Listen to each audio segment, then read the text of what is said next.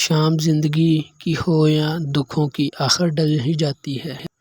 وضو سے شکل، قرآن سے عقل اور نماز سے نسل پاک ہوتی ہے۔ بہت تیز دوڑتا ہے لیکن منزل پر سچ ہی پہنچتا ہے۔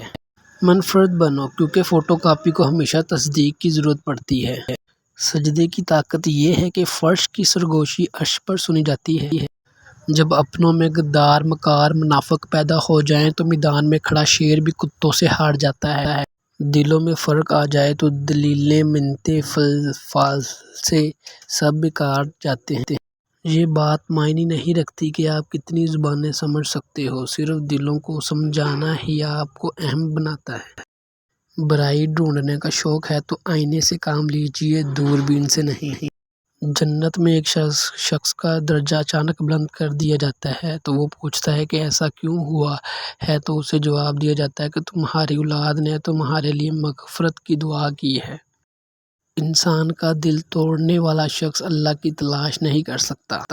خاموش رہو، صرف خدا ہی تمہارے دل کا بوجھ ہلکا کر سکتا ہے۔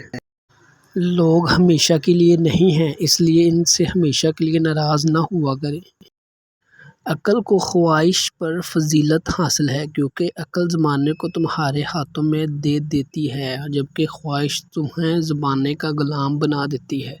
جس درخت کی لکڑی نرم ہوگی اس کی شاخیں زیادہ ہوں گی۔ بس نرم طبیعت اور نرم گفتار بن جاؤ تاکہ تمہارے چاہنے والے زیادہ ہوں۔ حضرت علی۔ لوگ کہتے ہیں پیسہ رکھو، برے وقت میں کام آئے گا۔ دین کہتا ہے اللہ پر یقین رکھو، برا وقت ہی نہیں آئے گا۔